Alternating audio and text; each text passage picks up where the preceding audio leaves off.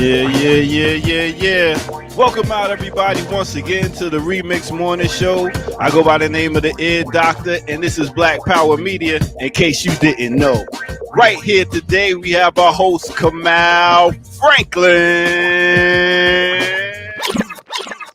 Yo, this is the first time I've been introduced first. I wonder why. that is so far. You know what I'm saying? Usually I get like somewhere in the middle, but never the first host introduction. But I got that today.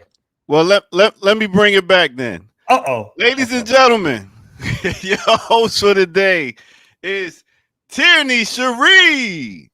Oh, Tierney. Is she in the building? She in the building. You got to add her to the stream. What's wrong with y'all? Good morning. What up? Sorry, Tierney. I feel like I always have a reason for being late, but my computer is really running slow.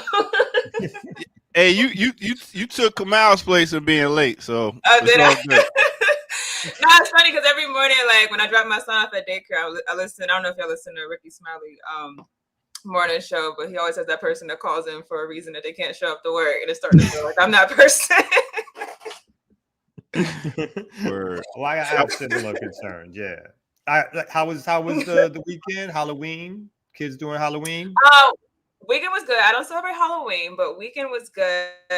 Yesterday I did an interesting panel.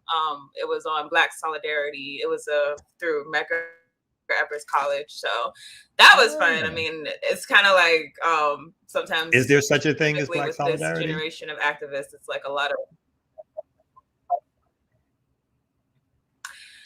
I think the consensus. So, granted, we're a younger crowd, but I think a lot of me. Oh, she's breaking up a little bit. It must be cold up there. She's freezing. Okay. She mentioned Black Solidarity, and I wasn't quite sure if that still existed. I'm just saying. Oh, okay. Well, I had a pretty good weekend. What you do, son? I actually I attended, I DJ'd, and I did sound for a women's conference that talked about empowerment and all that stuff. They talked about You didn't health. make any bad comments, did you? Oh, I was on the sound. I just did the sound DJ. Okay. Yeah. Now I was nowhere. I couldn't touch this panel. This panel was goddesses, queens. They was doing a thing. Let me tell you, they was breaking down health. They was breaking down entrepreneurship, relationships, all that stuff. And after I left, I was like, why is Kevin Samuels even talking right now? Damn. Straight up. I'm like, you cannot teach a woman to be a woman. And they was doing a great job. It was on some rites of passage. It was great. See, my kids did. Let me see what I do this weekend. I don't call it celebrating Halloween, but we did the Halloween do of getting the young folks their candy and all that kind of good stuff. So that was cool. They enjoyed themselves. What you have them dress up as? My son dressed up as a ninja.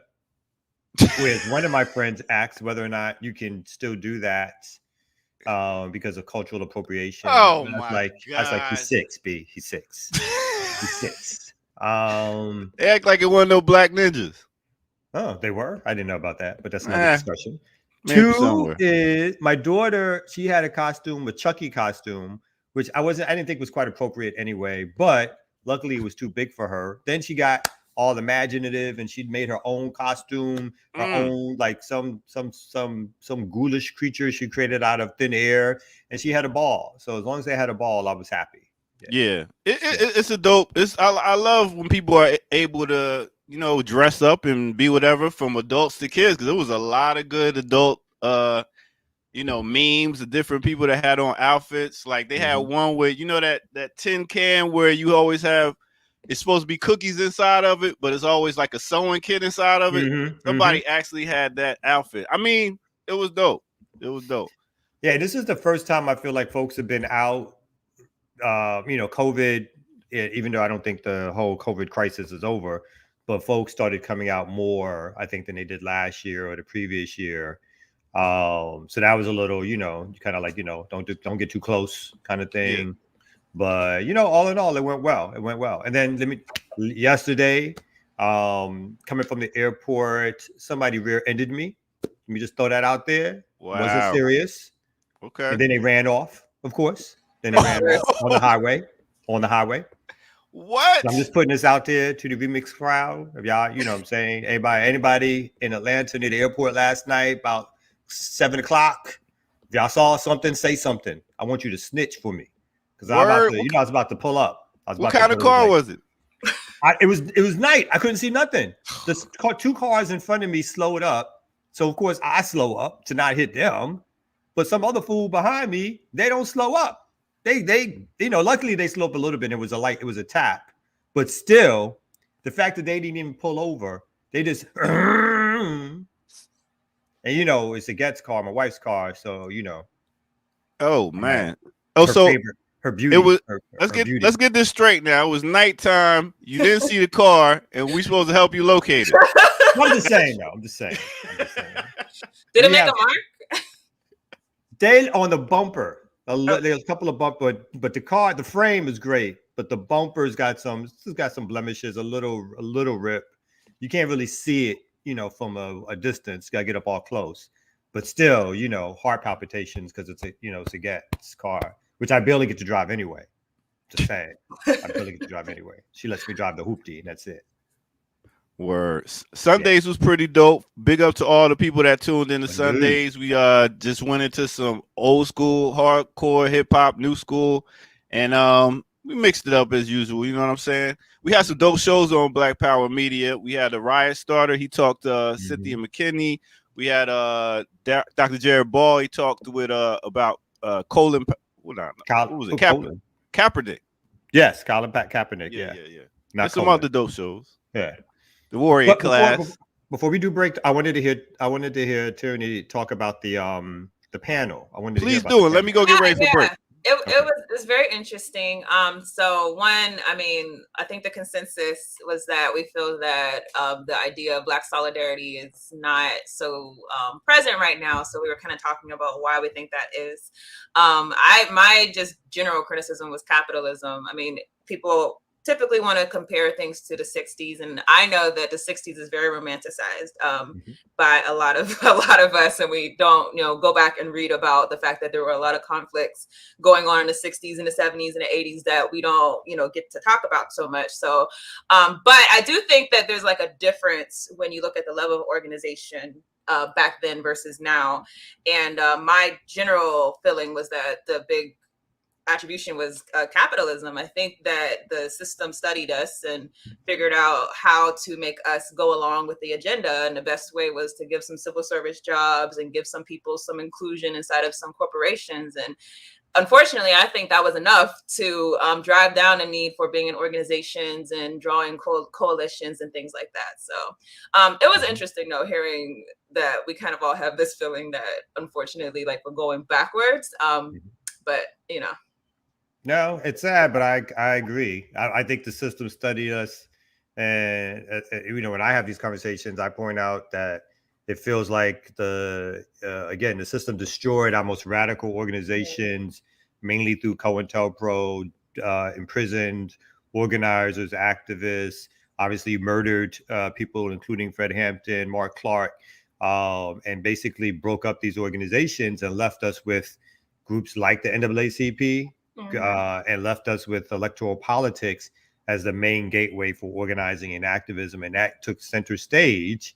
And that's been where most energies and resources have gone into. And I would say over the last 25 years, even though it was around beforehand, but over the last 25 to 30 years, I'd say that the whole idea of like sort of organizing through nonprofits, right, has exploded.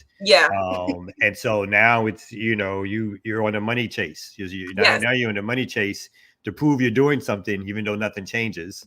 And I think that also has been, so instead of some serious radical organizing, we get sort of a performative with some radical tinge, but yet conditions stay the same and get worse, right? So that's it.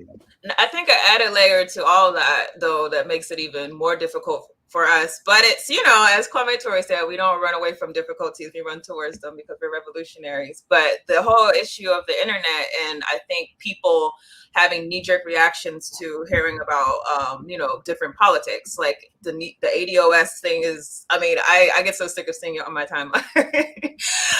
I'm so sick of seeing it on my timeline because it's like, this is going absolutely nowhere, but there's constantly people who are going to argue about that, constantly people who argue about different religious groups, different identities. And so it's kind of like to a point where, like, I don't even think we can have the same private conversations, because I feel like we kind of, like, someone's on a certain side of the political spectrum, so you won't even entertain a possible coalition with that person. Instead, we kind of like isolate.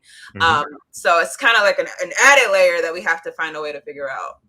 No, you're right. Like, and the level of debate and discussion, again, is just not there. Like, it's evaporated, right? It's you can't even get people in the same room to have conversations around radical thought, different ideas. But you're like, there may be some overlap, but there may be some. And again, this is not to say that there's not differences, like you said, that existed in the 60s and 70s that split organizations. Right.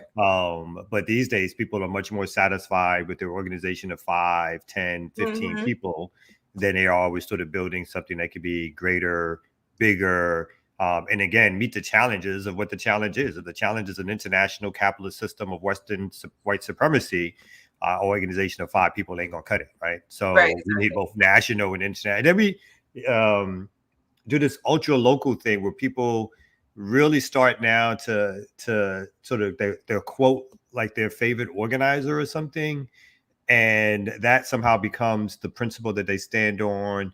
So like this whole movements are leaderful. It's like, okay, that's cool, or leader, but it's like, but people have to take responsibility and take leadership. You want to have more democratic leadership, shared leadership, but sometimes people pull back on the actual leadership of doing work. But they never pull back over who controls the money. The same people who tell you that there should be many leaders, usually in their organizations, there's one person controlling the money, and that's usually that person giving that statement. So, yeah. Right, yeah. And then also, I think, just also on the local issue, I get ticked off whenever I feel like there's like a hyper-localization of the struggle.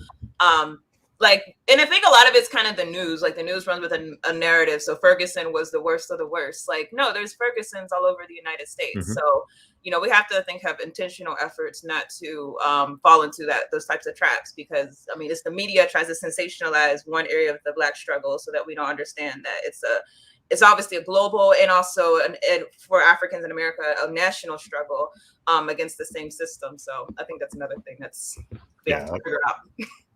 All right. It looks like the ear doctor is coming back. Is he ready for our first break? Is that what's happening right now? Ear doctor, are you gonna pop back on? Bam, in the building. I didn't call you too soon. I got to run the show, all that kind of stuff, right? On air. I got to tell you, was I right? Was it time for you to come on? Well, I'm glad you actually looking at the sheet to find out what time things happen. I appreciate you. Try not to be. Yeah, try not to. I'll try not to. Anyway, that's what it is. We're going to go ahead and get to the weather report. So let's get to it, y'all. RemiX.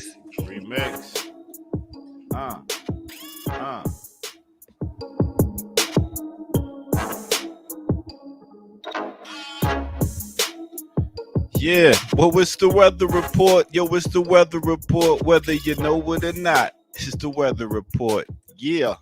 What's good, everybody? Welcome out to another beautiful day. It's beautiful. Why? Because you're here, because you're breathing, because you're living, because you are making it happen, regardless of what's going on. So with that said, welcome out once again to the RemiX Morning Show. This is Black Power Media. Make sure you hit that like button, that subscribe button. Make sure you go to patreon.com and drop some change in the bucket. And let's keep this thing moving, y'all.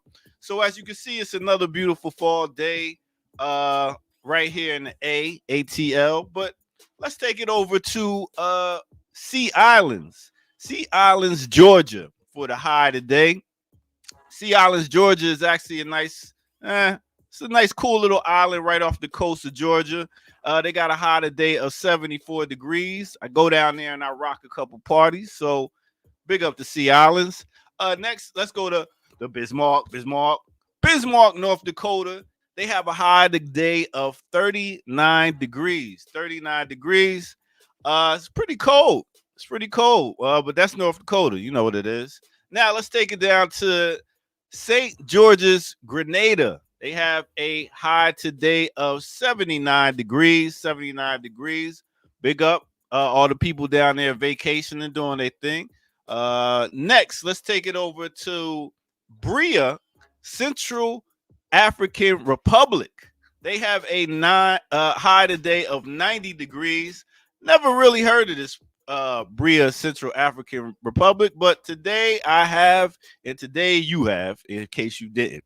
They have a high today of 90. And now let's take it over to Calgary, Alberta, Canada. Why does it have two names like Kelly Marie? I do not know.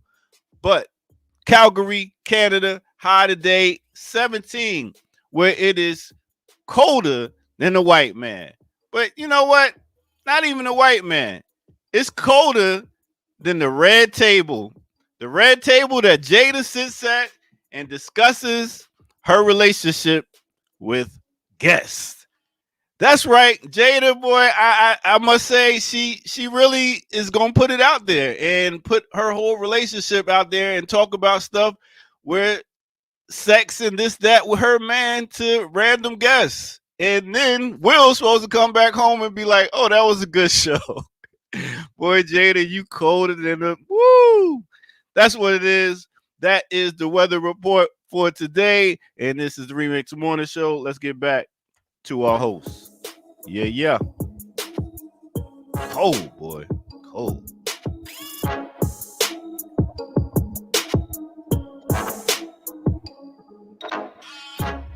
Yeah. Hilarious. You're hilarious. Tierney, do you think it was a little bit too far to be talking about what's going on in your bedroom to guess? All right, so let me say, I do think that she talks a little too much about her personal life, but I also think people are picking on Jada Pinkett Smith at this point, because if you actually look at what she said versus like how the Shade Room quoted her, it was like very different. And the thing that I noticed was that when Will Smith came out and literally said, I've had affairs outside of our marriage too, I didn't hear anyone like say anything. So I think at this point, yes, she kind of made herself, I think, she kind of put herself out there. So now people are going to keep with this narrative that, I see people calling her Jada Alcina Shakur. Like, so people are going to keep going with this narrative that she's just horrible to her husband, but it's a little overblown, I think. I mean, they've been married since he was like 22 years old. There's no way celebrities stay together that long and don't step outside. I'm just saying. With an arrangement. I'm sure they all had an arrangement. I'm sure there's like, but some outside party ran their mouth and now they got to talk about it. And apparently they're not mad because these days, the more publicity, the more money. So it's like, hey, boom, look who stepped in the room. Whoa, step in the Dr. room. What's up, good in the people? building. What's going on? You're not at school. I'm not in the class today. I got a doctor's appointment, and so I rescheduled everything a little bit. And then I figured I would just jump in here. I was like, I got a few minutes, and Yes. I missed the show, so it's good to see everybody. Greetings, everybody. Greetings. Yeah. So I got a little virtual doctor's appointment today. So I reshuffled things a little bit. You good? You healthy? You good? Oh yeah. I expect it to be nothing but good news. You know what I mean? But you gotta, I'm 50 now, so you got to get that regular checkup. Even if it's virtual, you gotta check in with everybody, make sure everybody, Man, half another $1. 8 years. Another 8 years for me. In reverse. Y'all rock out, man. I'll catch y'all next break. The anti-Benjamin Button disease. Anyway, I didn't mean to mess up any flow. It's good to see you, Tierney. Always good to catch up. Good to see you. So what's going on? Where are we at, man? We about to hit that globe, B. The globe that's not a globe, but I wish was a globe. That globe. Hit that globe remix.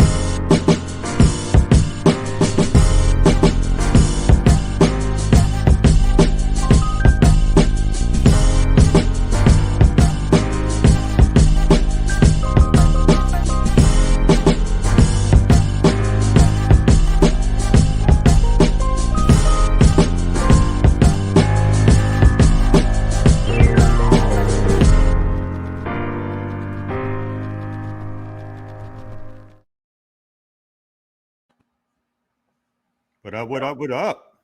Nice to see everybody. All right. So, because I don't like to prepare, so I have a couple of stories, but they're not in the run sheet. So I'm doing a little Luke Mon thing. That's right. I said it.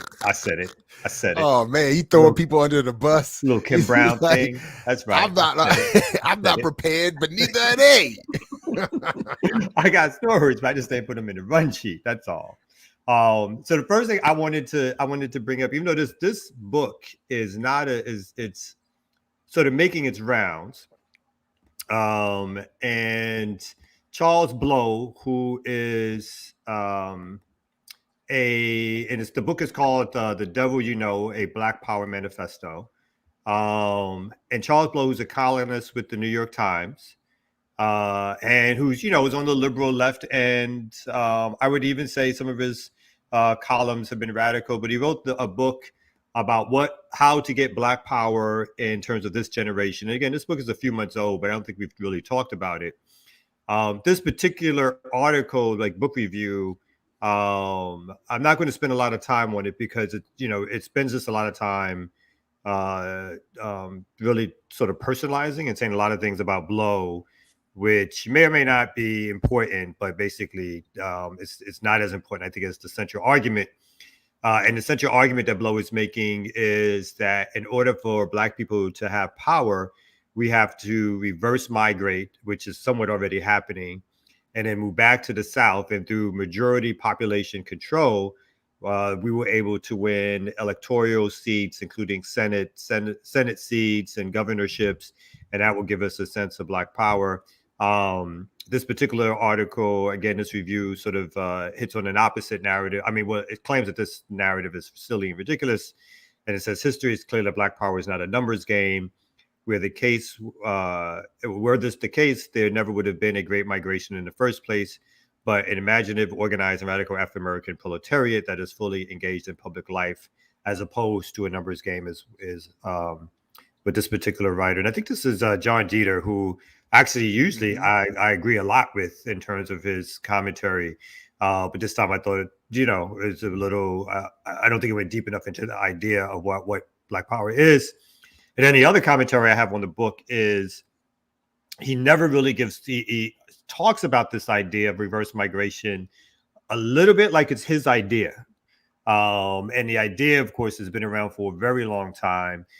Even the Communist Party, to an extent, if I'm not mistaken, through Harry Haywood, dealt with the idea of the Black South, the nation state within the Black South, or the Black Belt South in particular, and obviously the Republic of New Africa, which through a more radical lens, talked about using the South as the place where Black people should liberate based on our historical conditions and placements, access to resources and numbers, that we should take over 5 states. And that became sort of the principle in terms of the architect of struggle that the Republic of New Africa put forth, and that later on other organizations, including organizations I and Jared actually were both a part of, that sort of took up that mantle of, in some ways, returning to the South in order to gain political power. But in his presentation of it, he sort of mentions it footnote-y wise, but doesn't really give due credit, and says, I think his the point that he at least tries to make is his version of it is not as radical thereof, but obviously this is not an idea that he brought up himself. So wanted to start there on that conversation. So I'm not sure if folks ever read the book or are part of it, or just have a general sort of idea around the idea that if we are the majority in certain states, that can bring power to us as a people. I haven't read the book. I think that there's a common sense part of it. I mean, anytime I ever know any African person that lives somewhere where they're the only African person inside of that place, you'll hear very different stories versus whenever we're more collectively together. So there is a common sense element that when we're together, we have the abilities to build organization, build institutions, and try to have more of an agenda. So I do think that there's a good argument that trying to go places where your people are, you're going to be able to have more leverage.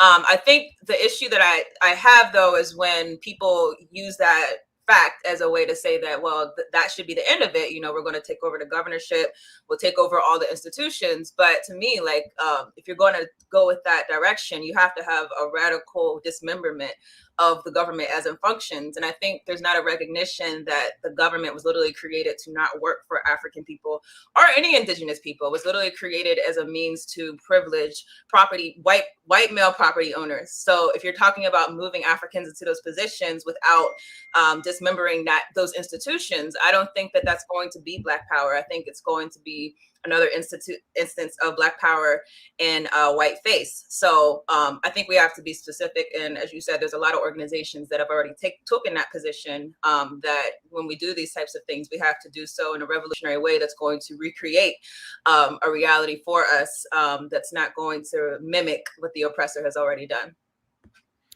Yeah, I mean, well, first of all, if there's ever been a sort of sustained or I guess sustained critique within the Black left of Black Agenda Report, it's been sometimes the personalizing of arguments.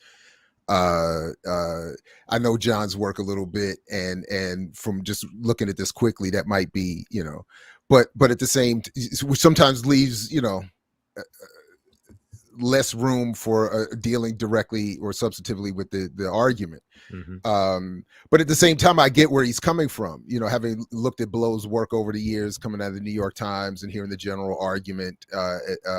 It seemed, I never read the book because I was less interested in looking at, you know, to get more engagement from that wing of politics on this argument about Black power. I'm less interested in, again, hearing from people who are not really adherents of radical Black politics talking about what are nominally radical Black politics.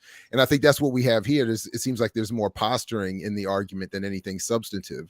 I do agree that look, on the one hand, I agree that wherever Black people find themselves, they should be trying to organize and achieve power and some sort of buffering, you know, buffer zone creating between them and the most, you know, aggressive of whiteness, aggressive whiteness. But at the same time, I think it's ultimately missing or I don't know to what extent Blow gets into this, but I feel like there would have to be what Huey Newton and others argued, and what Kwame Ture and others were arguing, and an expansion of the argument, an internationalizing of the argument, a realization of the limits of Black power within the confines of the United States, and then ultimately trying to avoid becoming, I think to Tierney's point, another neo-colonial arrangement. I mean, we don't need another neo-colony. We need some sort of global redistributive revolutionary program. So this sounds like it might just be more, you know, imposing more liberal or silly limitations on what could be potentially radical politics. I don't know. Yeah, I think he strips. His argument is purely around how to participate more fully in the electoral system, with the assumption, of course, that just because there are more Black Democrats, that somehow that will mean more power for Black people, and doesn't substantially make a case around how if those Black people don't have different politics, then Right. again, what difference does it make? Whatever, right? If there's that was going to be my next question. Is there a platform that he includes beyond the geographic move? Is there like a political platform that he argues should be I think adopted? most of his platform, but his platform is probably well known as sort of like, again, similar to liberal politics. Right. And again, I mean, not all of it is terrible, but it's not necessarily anything that's breaking away from standard liberal thought, and or any creative. And I think the other thing that he leaves out in the book is any institutional organizational building around what happens when you do that, right? Again, besides moving someplace, is there a radical arm that holds itself and other folks that may be running accountable in any way whatsoever? And I see no differentiation between, again, just having liberal Black folks in office wherever we are, and having the preponderance of them in the South, which we probably do now anyway, to be honest, right? There's probably more Black elected officials in southern states and cities and counties already because of our population being the total Black population being over 50% already located in the South. So. I also hate the optics, though, of Charles Blow writing this book, just because I don't know him to be a part of an organization. I only know him to be affiliated with certain stations or news entities. So I don't know him to have like a presence in the community. So whenever I don't know of someone having that presence and they write a book on a subject that historically is radical, I never liked that. I feel like, especially if the way he's wording it is more so like an individualized, like, okay, we'll just move and we'll all, have this. Then, to me, that can be a counter-revolutionary type of narrative, where we're not seeing this as a more communal problem, and we're instead thinking about this as an individualized struggle. So I don't like the optics. Mm-hmm. All right, so Well, we I got to like stay. that. I don't like the optics either. You don't like the optics either? My bad. So the next story I want to present real quick too is something that has been getting my bee in the bonnet. This may be my new Jared's thing around cryptocurrency. Word. Police Okay. reform may be my new bee in my bonnet, where when I start reading stories about police reform, and whether or not reform is actually about to happen or not. So I ran across this article in the Progressive magazine. It says, will Minneapolis radically reform its police department? And it says the 2020 murder of George Floyd catapulted the city into a global spotlight amid Black Lives Matter uprisings. And now it might advance the national effort of reimagining public safety.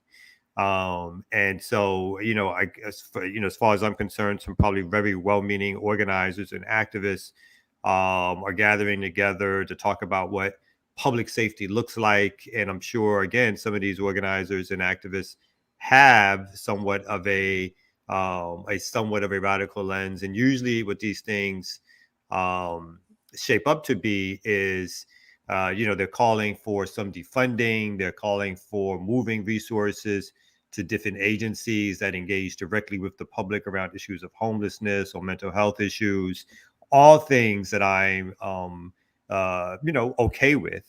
But what the bee in the bonnet part becomes when we start talking about, and I just recently wrote an article about this, so the abolition of the police or the defunding of the police, without talking about the actual state that supports and uses the police in the first place, who has no impetus, desire, compulsion whatsoever to get rid of their police department, because that's how they remain control, right? That's how they remain in control. And so in the United States, for the most part, police work in a decentralized fashion. They're local city controls. There's obviously federal police in terms of the FBI. You have National Guard, which get called in when local police can't handle things. So there's a decentralized way of let's say, military control internally within the United States. What in the world would make anybody think and that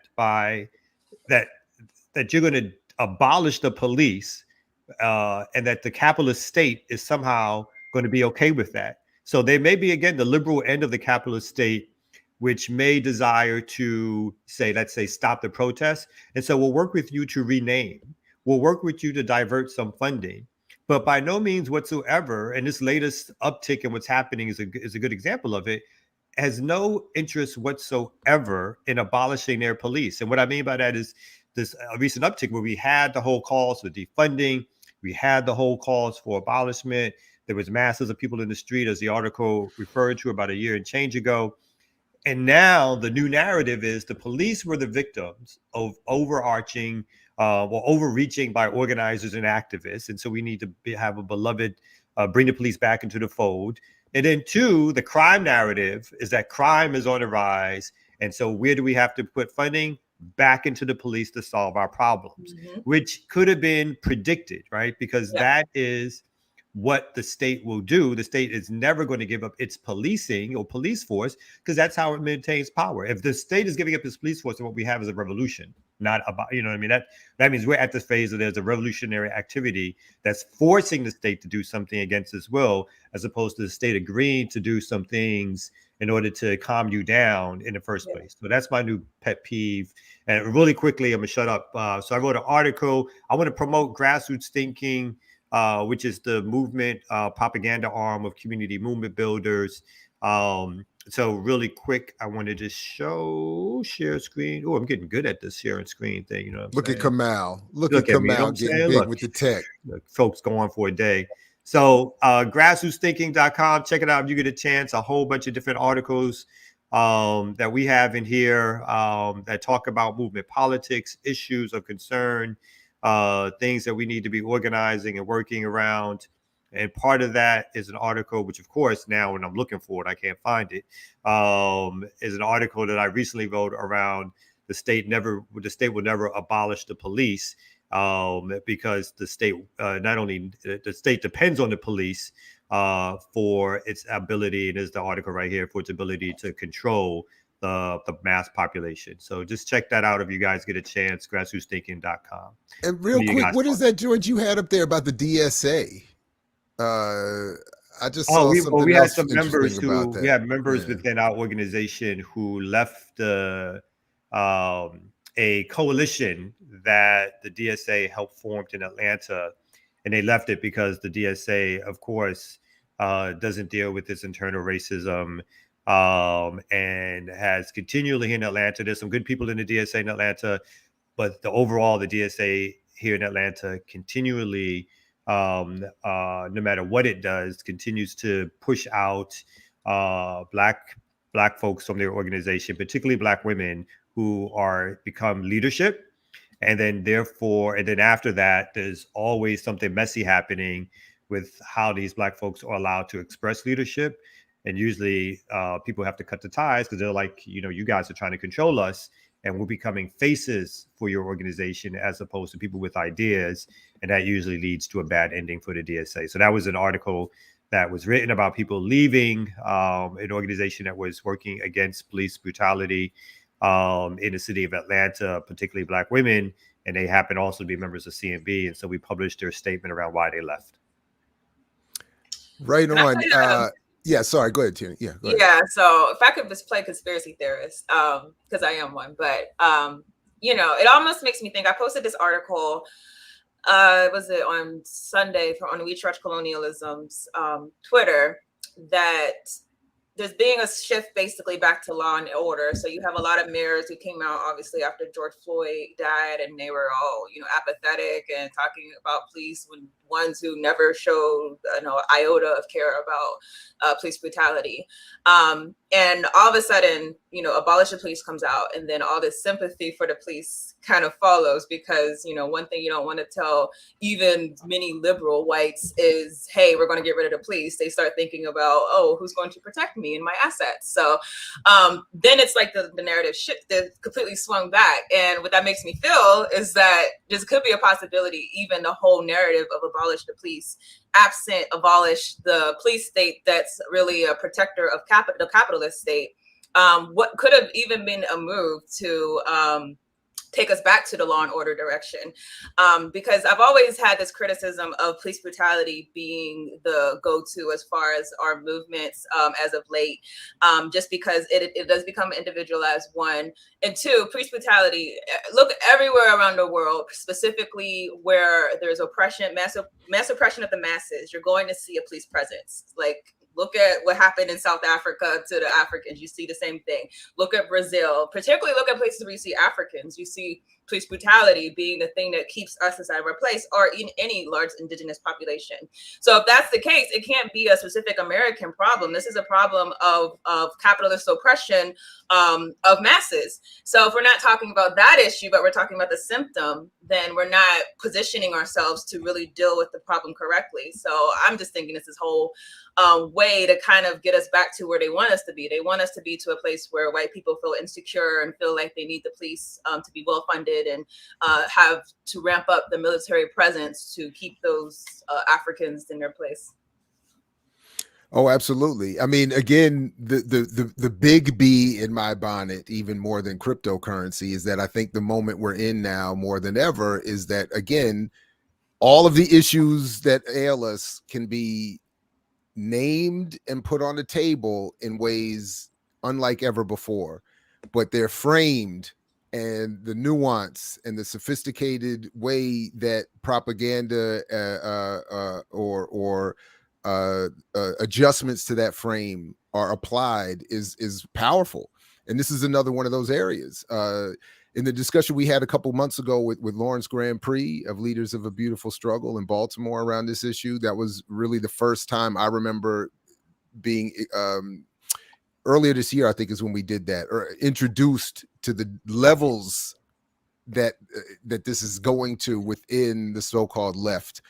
And by the way, they're going to be coming back through soon to talk more about it and have a piece on this issue being published soon, talking about this particular struggle within the struggle. And yeah, anyway, this is a perfect issue for people to rebrand and neoliberalize and non-profitize. So yeah, you're right. Yeah. I think Tierney makes a great point about that as well. Mm-hmm. And going back to, that's been the whole thing, is that all our issues are again, over the last 20, 30 years, we've been taught that organizations should be single issue organizations, right? Mm-hmm. That's what, organizations can't do too many things at one time. Mm-hmm. They should focus in on one thing. And again, that takes you away from, well, there's an umbrella problem here, as Tierney mentioned. There's capitalism and white supremacy. So somehow we're going to leave all that out and act like we're going to reform this one particular issue.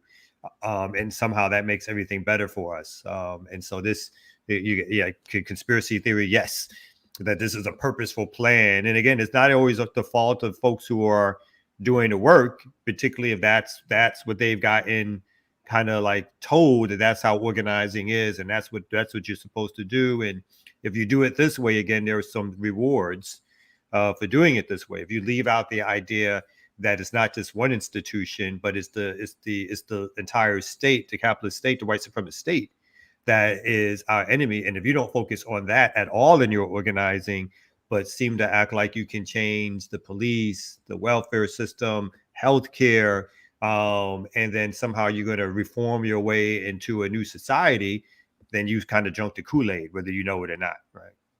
Hey, like, I think he got it from Ishmael Reed, but my favorite white scholar, the late John Judge, used to say, to Tierney's point all the time, if you want to call me a conspiracy theorist, you have to acknowledge yourself as a coincidence theorist. So that's a good one. Yeah, it is he's probably not as good as Chomsky, but yeah. I'm just saying. Anyway, we got some other news. Anything else y'all want to talk about? Those are the things that I wanted to really. I did want to share a story, so I'm going to share my screen on some talks that's going on as far as climate change. So, let's do the ad go. Okay.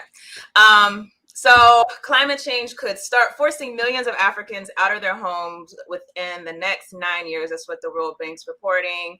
Right now, obviously, the UN is having their huge climate summit. And they're saying as the global warming continues to worsen, the effects will force people worldwide to migrate to new areas to survive. Africa is expected to be the most hardest hit, which pisses me off the most, because obviously I'm African, but not just that, but because of the reality that the people who are emitting the most carbon into the atmosphere, it's the Europeans, and I think Africa is probably the least. So it pisses me off that we're getting it the worst. But they're expected to be hit the hardest if actions don't change quickly. And judging by Joe Biden, I don't think that they're trying to change this too quickly. They're saying by 2050, the situation could be so dire that 86 million people will have to leave their homes. And so it's interesting, like right now, the UN, they're having a lot of conversations about climate change. And I'm probably going to cover this on my channel this week, because the narrative that's kind of being put out there by a lot of African leaders is, hey, Western countries, like, we're dealing with this right now, and it's really presently hitting us.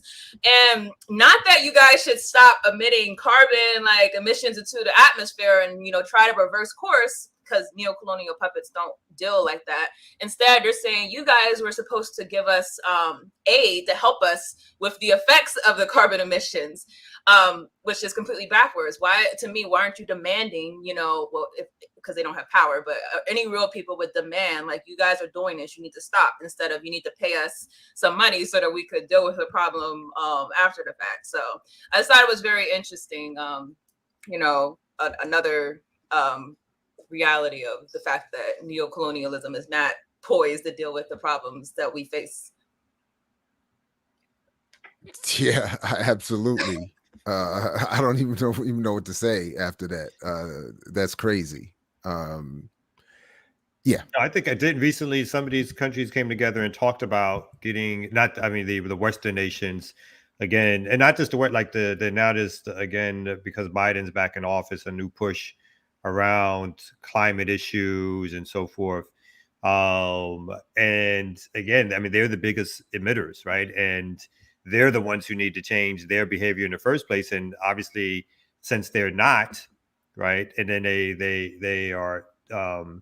Again, giving us these sort of spoon-fed alternatives to the climate issues that we have, and none of those things are really taking hold in a time period that's going to be fast enough to stop the oncoming climate disaster and environmental disasters. That you're right, because Africa, in general, right, is not. It doesn't have a strong enough government, doesn't have the infrastructure built up.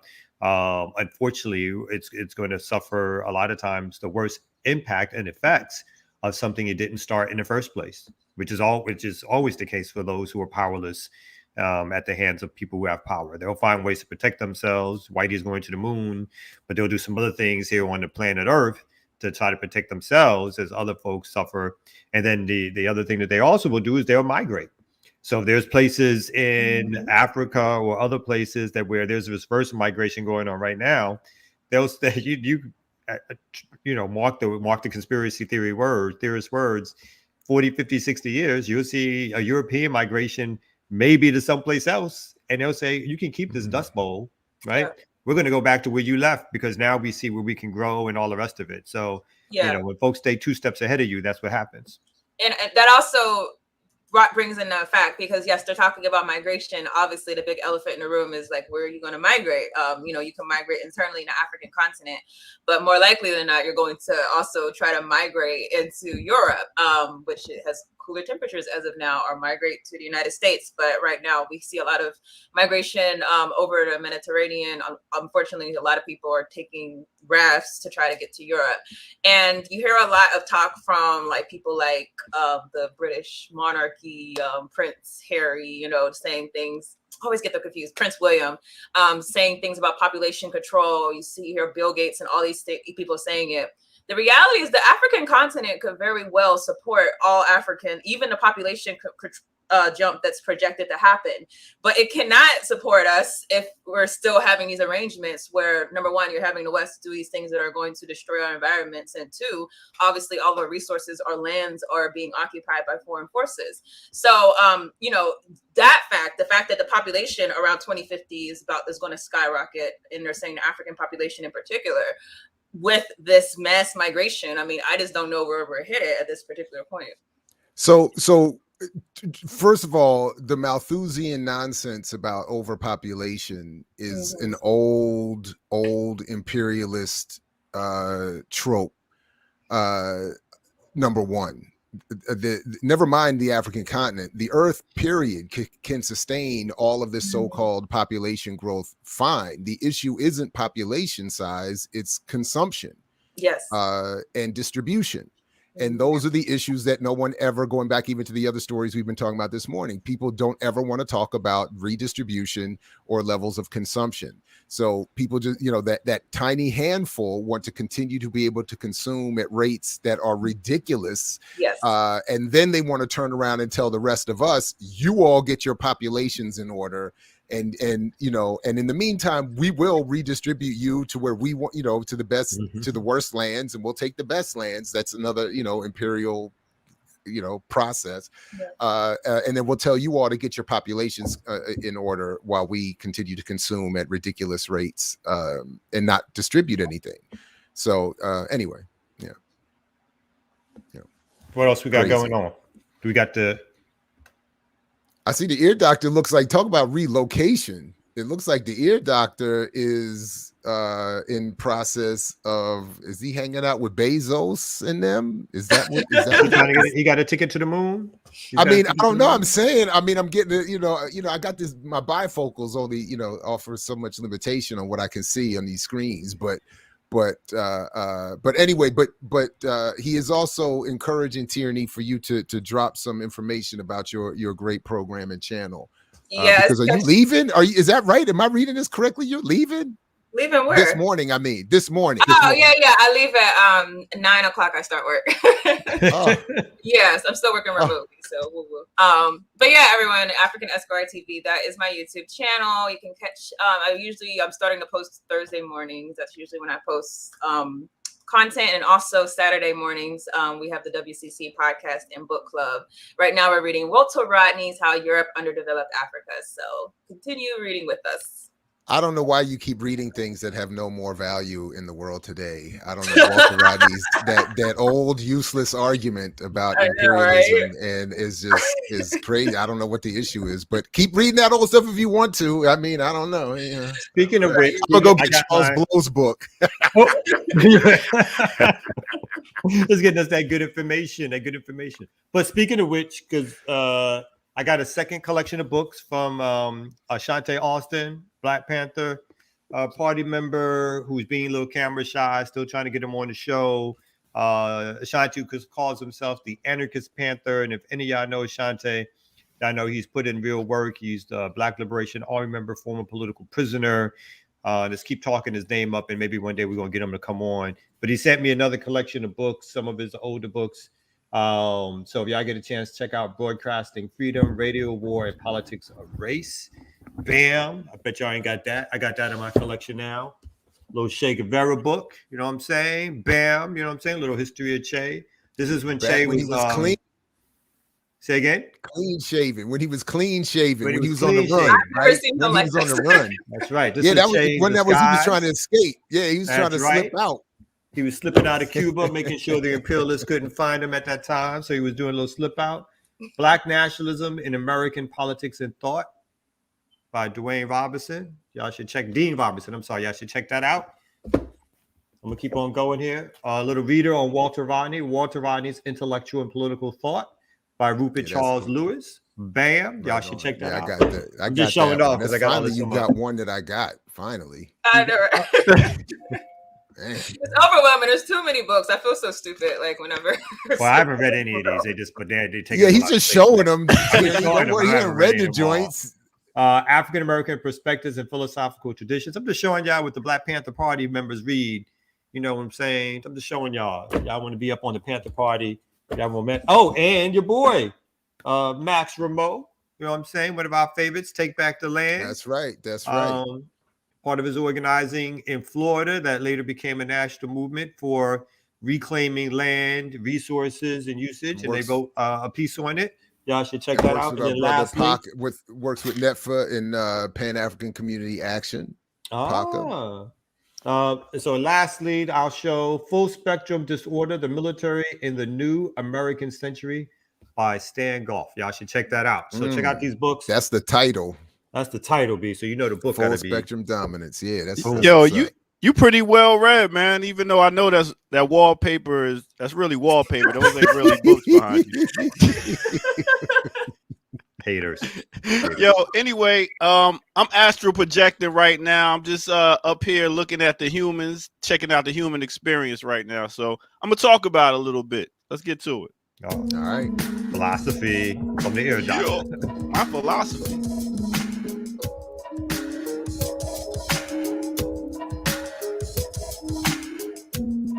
What's good, everybody? What's good, everybody? Welcome once again to the Remix Morning Show. I go by the name of the Ear Doctor. And while this beat is on, it just made me think.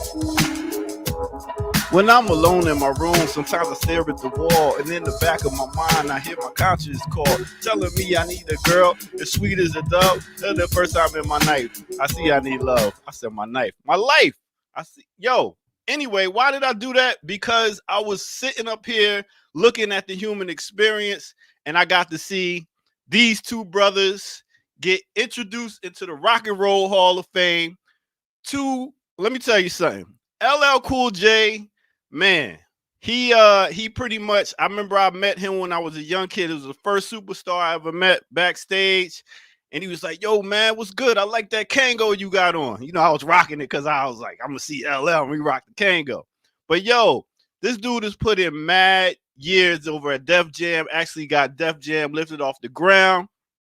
And it was good to see all the work he's done over these years and still be out here doing it, and to show that kids from projects, kids from different homes, spoke about Marcy projects with Jay-Z can, actually do some things. We pretty much took chitlins. We took the intestines of pigs and made chitlins. We was able to make certain things out of the small things. So even with the crack, he was able to make crack into $1 billion industry because that's what we was given. We was given crumbs, and he made it happen. Also, what was dope, he had LL Cool J was brought out by Dr. Dre, and that was dope. Also, your boy Dave Chappelle was in the building to introduce Jay-Z. So he introduced Jay-Z. It was a great moment. Also, Barack Obama even came and introduced Jay-Z. So all of y'all favorites was in the building. You know what I'm saying? So it was a dope night. Let me show y'all a little bit of piece of what was real dope when Jay-Z gave props to his former partner, Dame Dash, because at this time, they got a little court beef right now, which Dame Dash was like, yo, this is corny. Which he was mad, it's mad real. It is mad corny. So check this out. Created this company called Rockefeller Records. Shout out to Dame. I know we don't see eye to eye, but I can never erase your accomplishments, and I appreciate you, and I thank you for that. And shout out to Biggs, who's one of the most honorable people I've ever met. We created something. So it was, like I said, it was real dope. The fact that he gave props to the forefathers, he gave props to Rakim, Chuck D, Big Daddy Kane, all the ones that came before that laid down this whole path and showed that, listen, yeah, we might not like what they done so far, what they did, but we can't take away from what people have contributed to the culture. And for one, we know Dame Dash had his problems. He was mad, but he helped to do that. And big up to them. Hopefully they can mash that whole thing out and get together and talk and make it happen. But big up to both of them for making it in the Rock and Roll Hall of Fame. And like I said, I'm just a spirit living in this human experience, so I'm not one to judge. I'm just watching as everything goes on. Like they said in that What If, I'm the watcher. That's what it is. Big up to them brothers. So, and big up to Tina Turner. Big up to Jimmy Jam and Terry Lewis and all the other ones that got brought into the Rock and Roll Hall of Fame. That's what it is. Let's get back to the morning show, yo.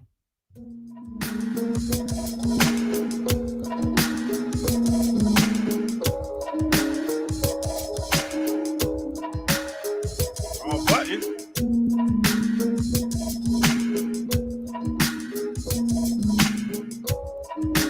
Yeah. So wait a minute.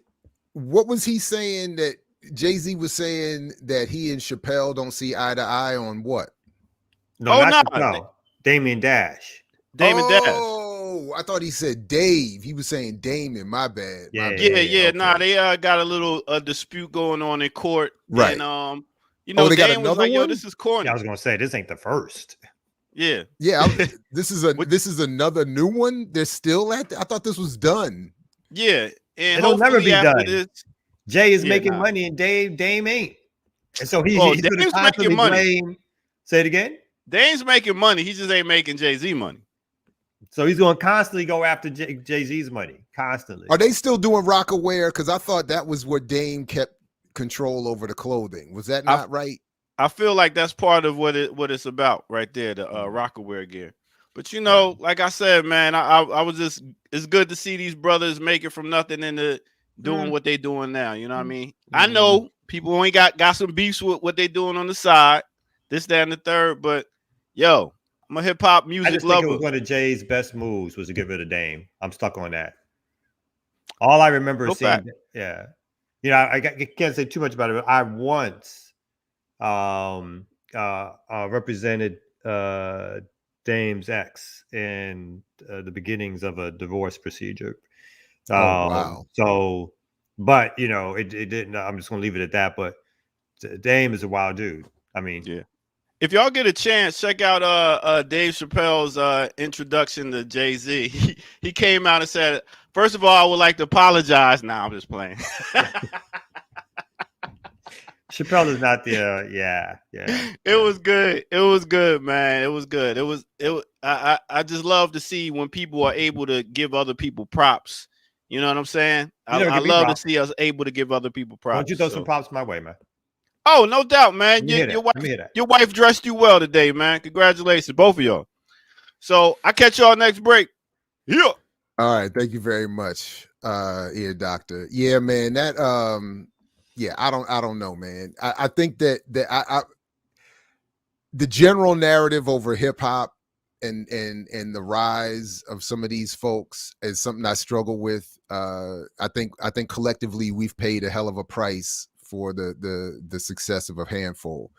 And then I also always feel a kind of way about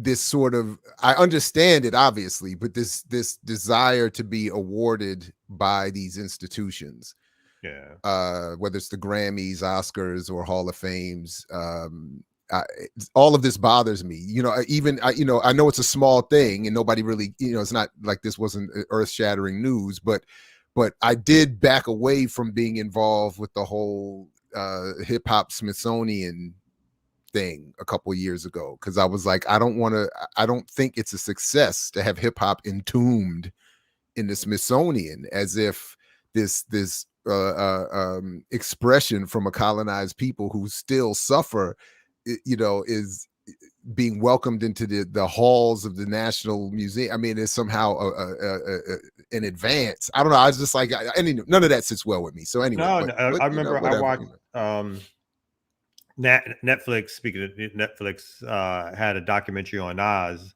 and Nas was talking about the struggle. And then the end of the documentary, to sort of culminate success, was him presenting or doing something at Harvard. Yeah, with Skip Gates. No, that was the Illmatic documentary. Yeah, exactly. And that sort of was a culmination of his achievement. And his acceptance of even though they go through some of his sort of radical lyrics or anti-establishment lyrics, still at the very end, it brought us back to, what is achievement? And achievement normally still is acceptance by, like you said, these dominant institutions that allow us in. And, they played their role. If they played a smart role, I guess part of it is for these dominant institutions, they have that white backlash. So like, let's not give them too much because these are our institutions. And then you're going to give them all of our things that we created for us. But they're like, if you just gave Black folks a little bit more, these elite Black folks are just cringing to be accepted. This whole like Oscars too white, the whole idea that that's considered some kind of radical, well, some people consider it some sort of radical upliftment of our positioning, because we've challenged the Oscars. We've challenged this institution, which has given Oscars to movies like Gone with the Wind. We've challenged this institution to be more accepting and to somehow honor our talent in the film industry. And that somehow seems to be, I forgot the woman's name who started it, but that's like her bio. That's like this huge thing, that gets her these other endorsements and everything else, because somehow we still believe, right, that acceptance into something that somebody else built for the purposes of honoring themselves, but we are like, honor us too, because for some reason, well, various reasons, we still find it hard to either create what we think is needed for our own, and either to honor our own, we still refuse to do it at a level that's really needed. And instead, it's sort of like, these things already exist. They're so shiny and new that we want to be a part of that. There's a scene in that Nas documentary where they're talking about his father's the influence of his father's books and bookshelf, and they scan all of these Afrocentric, African-centered books. And then to your point, it culminates with him and Skip Gates at Harvard. And I remember saying, all of those books that said Nas was inspired by would have been condemned, and the thinkers condemned or were condemned by Gates to ensconce himself in a position to where now he could be giving room for Nas to feel tributed at Harvard. I mean, it's just this. It was such a. and I will still contend that Illmatic had more to do with the production than the lyrics. That was an all-star producer's album, even more than Nas's great lyrics, anyway. But but to me, I know we wanted to talk a little bit about the Kaepernick series. I don't know if you've seen it, but this is to me a perfect segue. All of the things, several of the things actually that you and Tierney brought up this morning are perfect segues, because my quick 2 cents would be, and I encourage people, I did a whole thing on it yesterday, they can check out on my show, but my quick 2 cents would be, look, I mean, again, all of the issues can be put on the table now in ways unlike in the past, but all, it's a very it is a very Oscars so white type of look at race and Black struggle, or the struggle of being so-called biracial or mixed, and raised by a white family in Wisconsin, which itself should have gotten so much more treatment, got almost no discussion. And anyway, and it just turns this very individual kind of routine mixed or Black experience into something that could be seen as a collective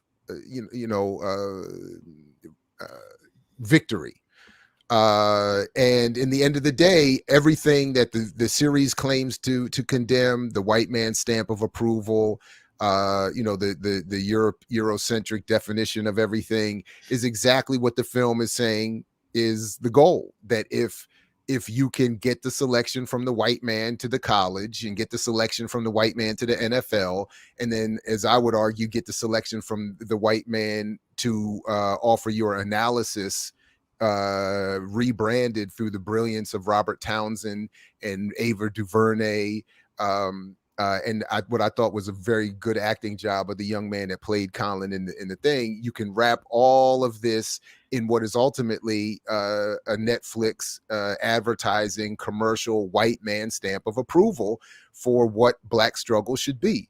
And then the last thing I'll say is, because I'm sure part of his contract with the NFL to get that check, or the NDA I'm sure he had to sign to get that check, meant that all of what made Colin become seen as this symbolic revolutionary or radical couldn't be discussed. So he couldn't talk about anything that happened in the NFL. And then it sort of misrepresents his upbringing as the prologue to this radical statement he would eventually make in the NFL, when in reality, and all due respect to a movement I don't even agree with, it would really be, he really should have been giving more credit to Black Lives Matter, the Ferguson uprising, the Baltimore uprising, all of these uprisings that I think were ultimately co-opted and whatever.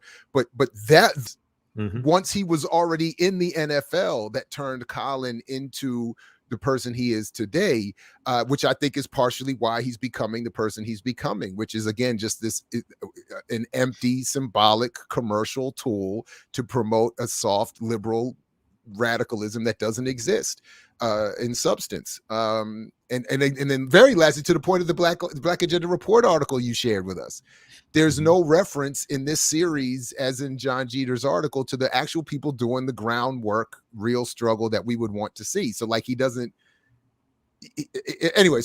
That's out. Let me stop there. I think I would.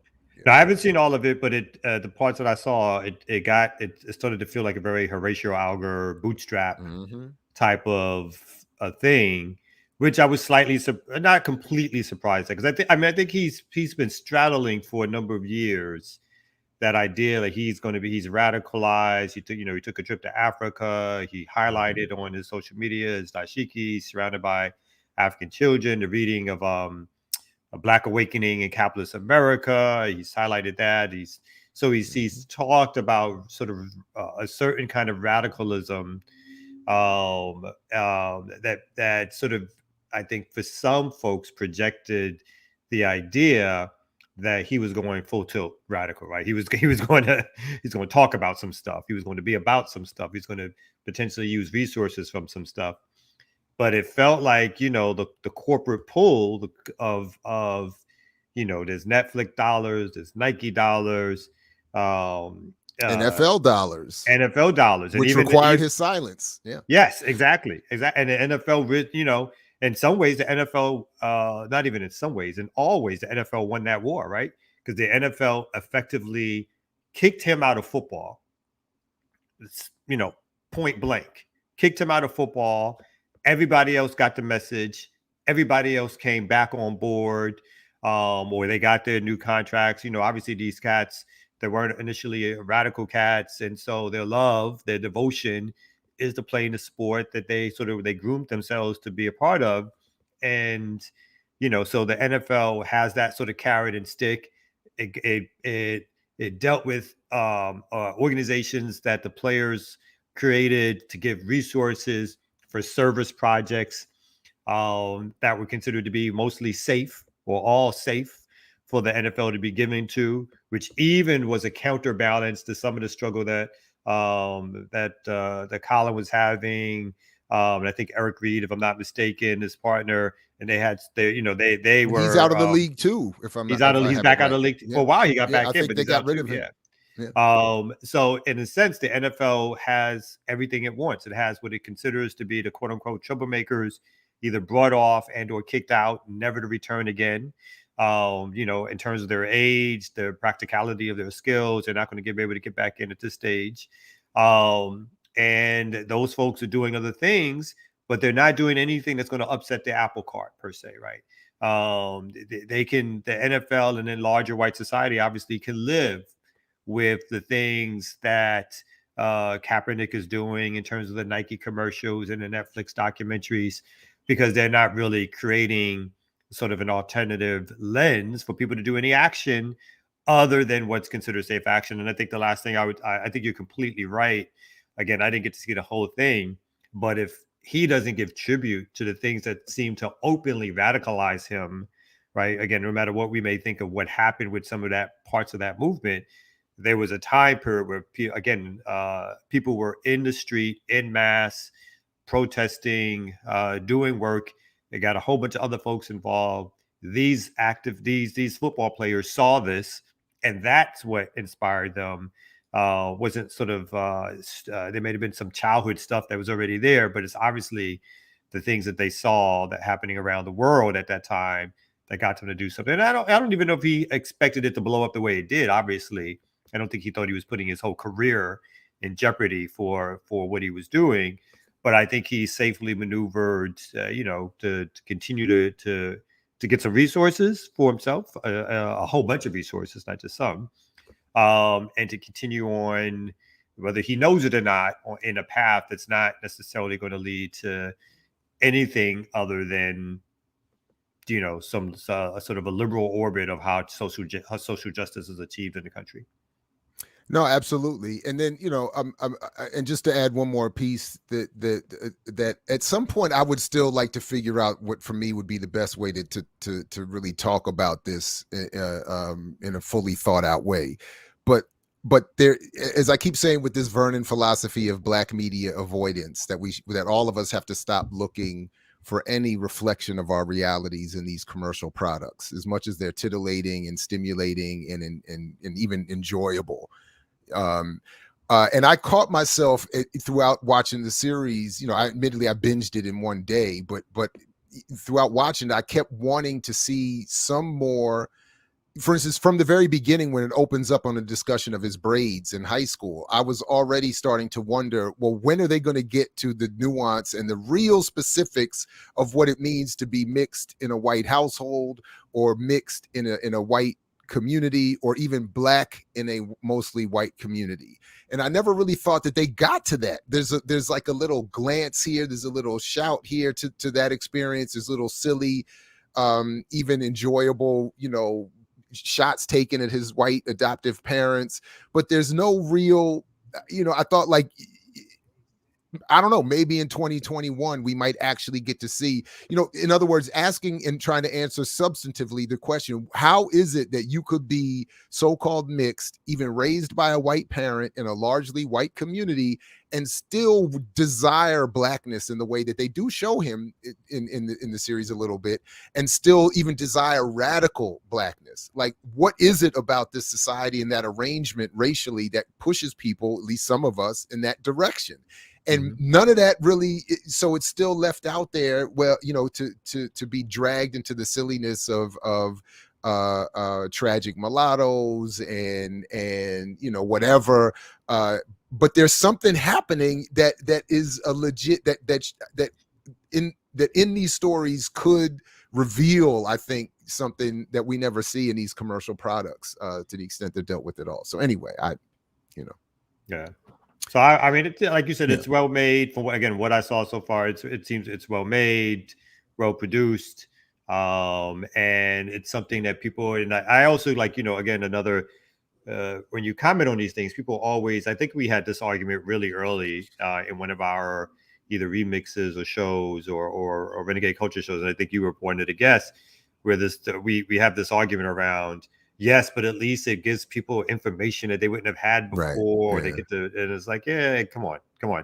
I feel like, at this stage, it's not, these things are not the politicizing factors that we may think they are. In fact, they do the exact opposite of what folks who, again, can appreciate them for their art form or for enjoyment at home. No one's saying don't watch it. But when folks sort of tout that they think these particular shows are politicizing ventures, as opposed to politicizing you in a certain direction ventures, then I think they fail to recognize the power of what Netflix and, again, what commercial TV and commercial products are actually attempting to do, which is not to radicalize you, but to take your radical thought and ideas and issues and put them within a platform that is, again, acceptable, and gives a liberal spin to them that it allows other folks to say, oh, I'm going to do, even if I'm not going to be some great football player, I'm going to do what Kaepernick is doing. And really what they do is other liberal work, right? And other work that seeks to keep itself going through grant foundations, but never looks to like what the ultimate issues and questions are, because that either gets to be too scary, or again, they're just so politicized out of that mode that they may use radical rhetoric, but avoid radical choices. That's it. That's the hustle I think we're in right now. But speaking of positive hustles, I see the Ear Doctor's ready to come back up, and he's looking like he's busy back there. Positive. I almost don't see him in that background. Oh, he's at the barber shop. At the barber shop. Yeah, I could. Getting something. I'm not sure. Maybe he's getting his pubes done. I don't know what he's doing. Oh, wow. My bad. Maybe it's a back room. I don't know what they do. Oh, nah, I'm getting the Fat Joe, man. I'm getting the Fat Joe lineup. Oh, please don't do that. Stop. There's going to be some different colors coming out. There's going to be some getting that gray taken out. Hey, we in the barbershop again. We talking about top 5, man. We talking about top 5. So we gonna get to it. I'm gonna let y'all know what top 5 we talking to in a second. But I'm gonna give y'all a little hint. All right. Let's get to it.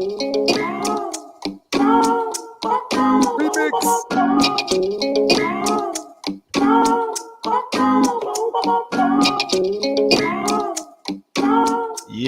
Yeah. What's good, everybody? Welcome out once again as we hang out in the barbershop, taking a little break. Make sure I said, once again, hit that like and subscribe button if you're just tuning in. And if you're not just tuning in, you should have been hit it. Stop playing. So what are we talking about today? Top 5. You know me. I like to give my list, and I like y'all to also give y'all list. But today I wanted to talk about the top 5 reggae crooners. That's right. I say reggae crooners. We're talking about the ones that could sing and take your lady off her feet, or sisters that take the men off their feet. But we're gonna go to the fellas of reggae real quick. and find out who the top 5 crooners are. So first, I'm gonna start with no other than Bob Marley, one of the best to ever do it. He had 13 studio albums, 38 compilations, and 6 live albums, and 10 remix albums. So Bob Marley could definitely sing a song to the ladies very, very quickly. Big up to Bob Marley, one of the top 5. My next on the list will be no other than my boy Gregory Isaacs. Gregory Isaacs has made over 500 albums. That's right. Night Nurse. And I'm putting in applications right now to get a night nurse for the ear doctor. So it soon be out. Night Nurse. That's right. With Gregory Isaacs. And then my next person I'm going to put on is going to be no other than the Frankie Beverly of reggae, Barris Hammond. Barris has put out 19 studio albums, 7 compilation albums, and man, let me tell you, Barris, yeah, rock with Barris if you want to hear some nice crooning. He does that. So next, I'm gonna go to no other than Buju. That's right, the Gargamel. Yes, Buju has done over 11 studio albums, 11 compilation albums. And yes, he can also sing some things. He got some dope stuff, so I see with Wayne Wonder and stuff like that. But yes, he can also sing. And my last but not least, top 5 crooners in reggae is no other than my man Garnet Silk. Garnet Silk has over 25 albums. He made his transition when he ran into the house to save his mother out of a burning house. That's right. So big up to Garnet Silk. And big up to all the crooners. Like I said, if you got something you could think of, go ahead and put it in the chat room and let's talk about it. That's what it is for now. Let's get back to the Remix Morning Show. Yeah.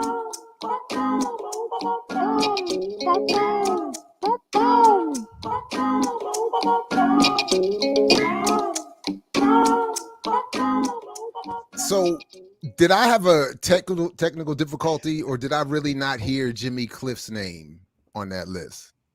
You didn't hear Jimmy Cliff's name on that list. How is Jimmy Cliff got to be on a top 5? Okay, for crooners, you know. Yeah, man. If Buju is on there, I was gonna say Cliff with that, Buju's with that the falsetto. only one. Yeah, I'm not sure how Buju. I mean, you want to call him a crooner, B? I'm saying Love Sponge. You got some things with different artists. Wayne Wonder. Come on. Now, if Dave got in trouble for his commentary, then Buju talking about fire burning homosexuals would have to probably get him on somebody's canceled list as well. That was canceled for years. Though. Wait. Yeah. That's the whole thing with this cancel stuff, man. We all said some stuff back in the 90s that we don't say now. It's just fire burn. Yeah, Buju. Yeah, that was a little. I was like we all said some things. I was actually, singing about committing murder. Yeah. But I think we talked about this at the time. None of us knew. I had, not being Jamaican, I had no idea. It was just, but it was the hottest track in the summer. I didn't know until years later. Yeah. I was like, that joint is fire, pun intended, and I did not know. But I think someone's pointing out, and I think it's accurate that he did come back years later and apologize and so forth. No doubt, right on. Yeah. Right on. But that part doesn't work with my joke. Crooners, though, he doesn't make him one of the greatest crooners. So. Yeah. Well, okay. Well, y'all got your own list. We got Desmond also. I see in the chat room. That's a good one. Taurus Riley. You know what I'm saying? Yeah.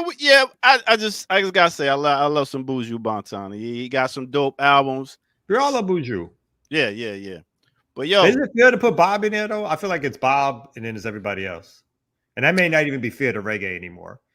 But that's one of those outside American perspectives of like everybody comes to reggae, even maybe at this stage a lot like through Bob, but that used to be the history of it. I think the most crooning on that list would have to be Barris Hammond though, really, because I mean that he all his songs be on some real live to the ladies stuff. When we rock away, Those were the days. What? Don't get me started. Okay. You got me a doctor? Hey, man. The funny thing is I dance and I sing all these songs while I'm DJing. So You don't get me started at a karaoke. We're going to have one of these days. I'm saying. Oh, That's what it is, man. Bring it That's my top. BPM karaoke. Bring That it might tape. have to happen. Hey, we might have to do that for the Patreon people, man. We'll see. We'll see. We'll have to see. And thank y'all for the Patreons. Just we got above our number. But again, what happened was that those collections hit, and y'all with y'all cards. Just saying. Big up. Can y'all make sure y'all get y'all credit in order? That's all I'm I can't with wow. this dude. I'll catch y'all later. Peace. All right, thanks here, doctor. So Kamal, I know one of the things we wanted to talk about this morning is your boy's first year's performance. Because your boy Joey B. Joey B's been in office like it's 2021 is November. We're coming up on a year, not since he's been elected, I should say, since the election. Right. Obviously, he took office in January. But I it harked back. I saw a commentary. You were like, at all the progressives, where y'all at, saying y'all gonna push this dude left. Where time and time again he has fallen back on all of his so-called promises, which we could just say were lies to begin with to get elected, and fell back into his safe space of being the moderate that he and again, some ways that he always claimed to be honest. Right. He said the folks to the left were not appropriate, like that wasn't American, or that wasn't that's what right. the American electorate wanted. He was the person. He was more moderate, and then our so-called progressive allies and friends and comrades were like, anybody but Trump, and we can push this dude left once we get him in there. But I still don't see no Medicaid for all or any expansion of Medicaid. I don't see no cancellation of student debt or even something close to that being on the table. He cut back on unemployment, so that's all going. And all of this sort of multi-trillion-dollar bill that was touted has now fallen back to be less than half than what it was originally told was the spin, and how it's going to make things so much different in American society. So that's right. So now, we're left with this moderate who always said he was a moderate.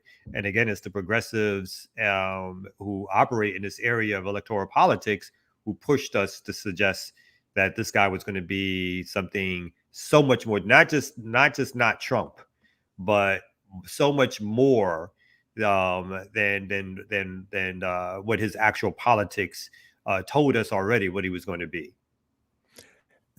All that you said, and then I would only quickly add that the hope in the Democratic Party that Kamala would have some sort of Barack Obamian moment has also fallen. That she's polling low. She's not exciting the base or whatever like that in the way they had hoped.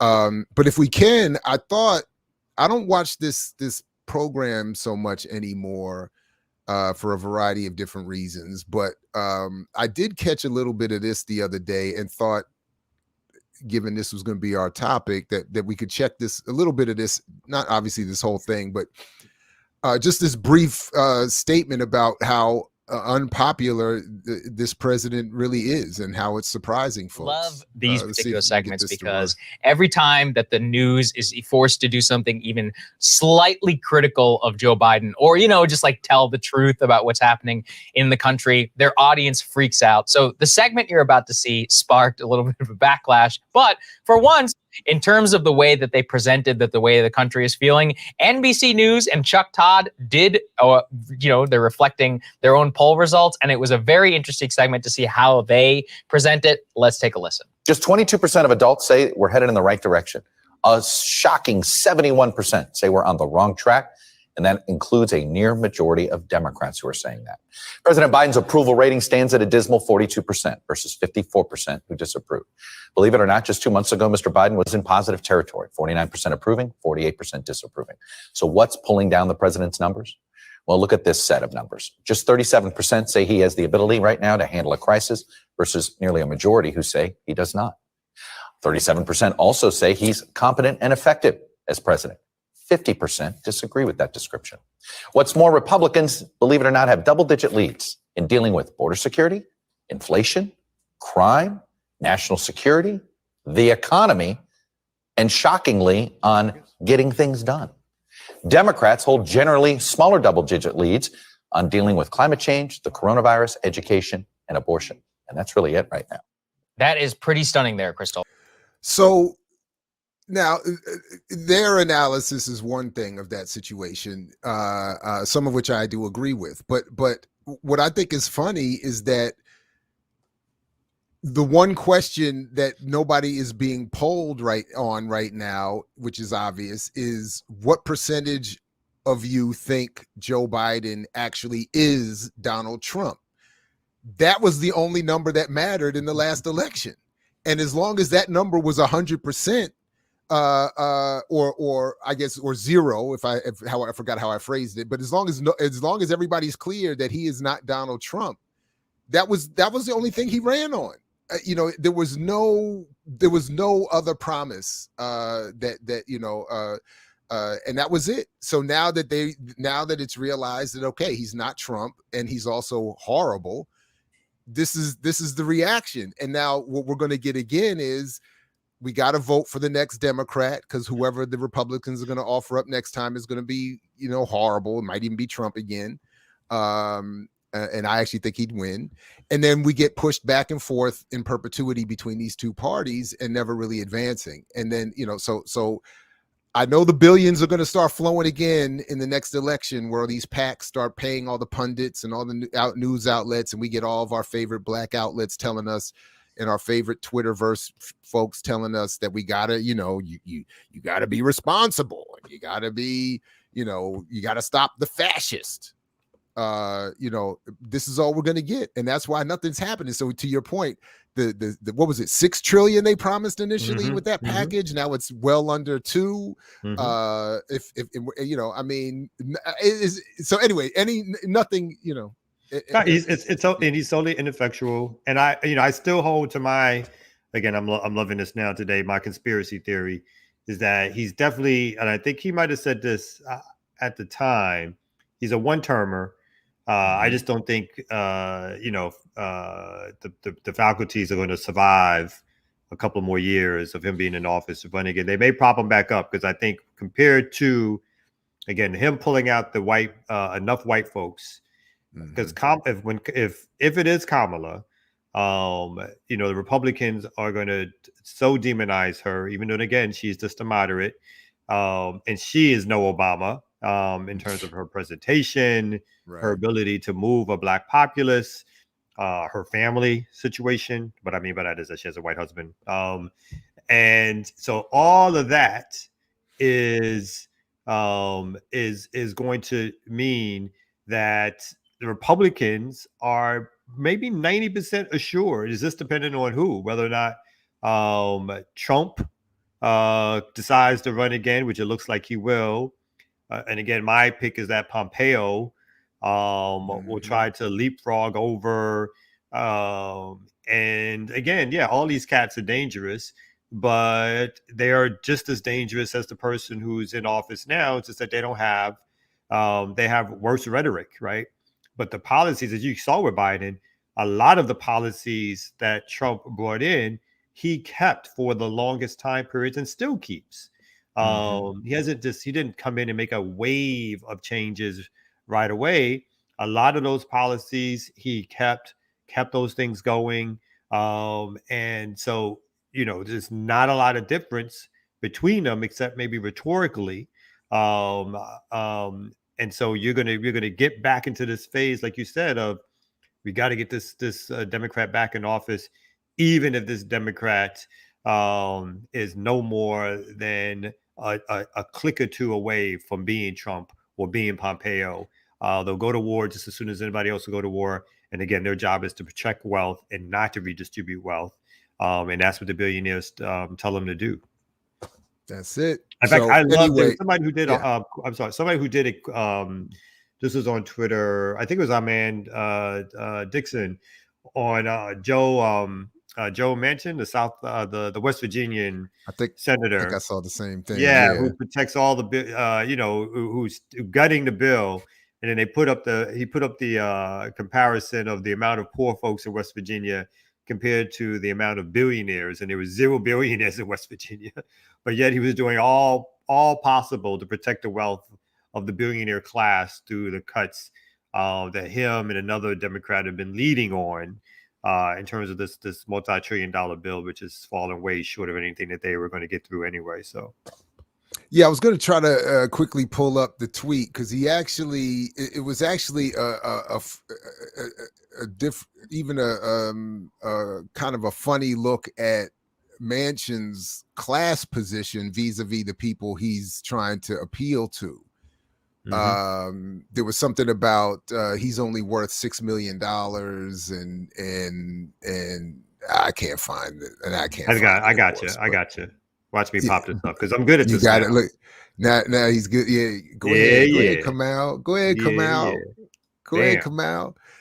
So that was even one I didn't. That was not the one I saw. He did another one. Ben did where he was talking about Manchin. Wow, look at that though. Yeah, that's deep. And it must have been, I mean, it's in the similar vein that again, your state is poor, you yourself relative to them. Because the tweet said, he's only worth 6 million, which, compared to the billionaires he's trying to hang with is pocket change. But meanwhile, the people you claim to represent are suffering. And again, my thing is that it's the Democratic Party, it's the squad, it's the so-called leadership that lets this one guy have this much control over the debate and the narrative and the discussion and ultimately the policy choice. And I think the party refuses to allow anybody to primary, right? They won't primary him. They won't challenge him from the left. In fact, obviously, whatever little the squad was doing when it even attempted to have a strategy of primary, they were beat back. They were beat back quickly, right? They didn't stand up on their principles or morals or keep it going. They didn't challenge the Democratic leadership. They stepped back in line, right? So even if I tried to give them a little credit of suggesting that maybe they would have some decent ideas and they would do something to move forward, the weak-willedness of them in terms of the party apparatus, it just shows the placement of where Democrats are. It's like if you step out of line, if you try to make the party more left, if you try to do anything that's going to bring more progressive folks in, besides again the sort of stagecraft that's allowed, like painting blood on your dress or red stains about tax the rich. If you do anything other than that, then you're going to be beat back, and you're not, and you could speak up, but we know you're not going to do that, so you just fall back in line. So just quickly, because I know we got another visit from the ear doctor in just a few minutes, but I did just want to show this quick story because these are the folks that none of these folks we're talking about really want to deal with.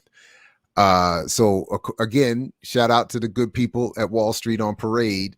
This story from yesterday, Jess Staley's ties to Jeffrey Epstein at JP Morgan Chase just cost him his CEO job at Barclays. Now, for me, aside from all these connections to Jeffrey Epstein, and people want to wonder, how was he able to do what he was doing for so long? That is Epstein. This is why, because every time we're turning around, even years now after his own death under whatever circumstance, we're still hearing about all of these ties or alleged ties between Epstein and any number of elite people, from British royalty to Microsoft royalty, if we could put it that way, with Bill Gates, and then here to this guy who beyond Epstein is part of that elite class that go from Barclays, one elite banking institution in Europe, to JP Morgan Chase, or back and forth, or vice versa, and meanwhile able to escape any serious punishment from the Justice Department. So anyway, just Jess Staley, the CEO of the British global bank Barclays, is stepping down immediately following a probe by British regulators into his ties with child sex trafficker Jeffrey Epstein. Staley's ties to Epstein occurred while he was an executive at JP Morgan Chase, the U.S. bank that has racked up 5 felony counts from U.S. Department of Justice in the past 7 years. But I'll add here, still somehow doesn't suffer any kind of existential crisis despite one felony after another. And anyone who reads Wall Street on Parade or who even pays any attention to my constant reporting of their reporting knows they've, JP Morgan has gotten fined up and lit up with plenty of felonies. But unlike the rest of us who are actual humans, unlike corporations that are considered human in the eyes of the law, 5 felonies on either one of us, I don't think we'd be sitting here doing this show right now, much less continuing to make, hundreds of percentages more each year than we did the previous. So, I mean, it's anyway. So I just thought that story was pretty interesting. And it's, and in some ways it's like, it maybe it's fair, not even maybe, it's fair, right? Someone can lose their job because there are associations, but you can't lose your job when you wreck an economy. You can't lose your job when you put millions of people on unemployment. They lose their jobs, they lose their homes.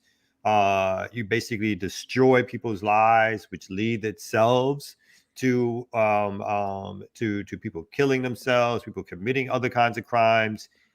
You become one of the primary architects of that, but that's not a reason to lose your job. Like, you know what I mean? Like that you could, not only don't you not lose jobs because of that, you actually get bailouts. That's right. You get to decide what happens with those bailouts. You get to remain in control.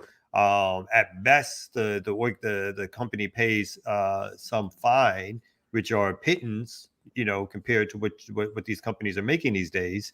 So that is not reason enough for anybody to lose position, to potentially face prison time.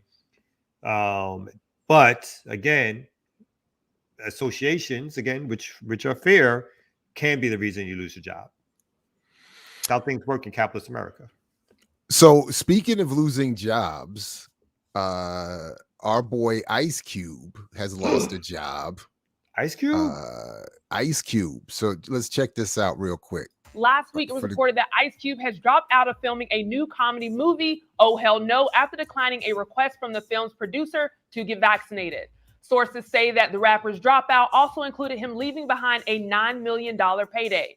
People deciding to leave their jobs instead of getting the mandated vaccine is an issue that's caused a lot of controversy and discussion, with Kyrie Irving sitting out the entire season because he's unvaccinated, leaving millions of dollars on the table.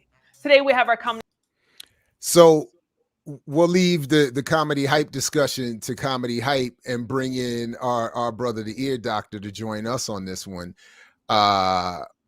My quick 2 cents are, I am not opposed to the vaccine, but I am increasingly struggling with the mandates.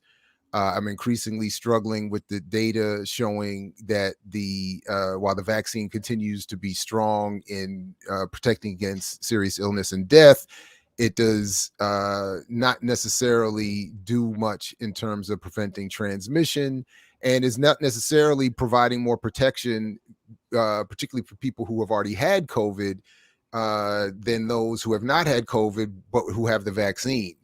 Now, again, the easiest thing for me, if you wanted to, and I will admit I'm tailoring part of this part of my argument from what I heard on Jimmy Dore the other day, to give him credit for this, or really Richard Wolff, who he was interviewing, the economist.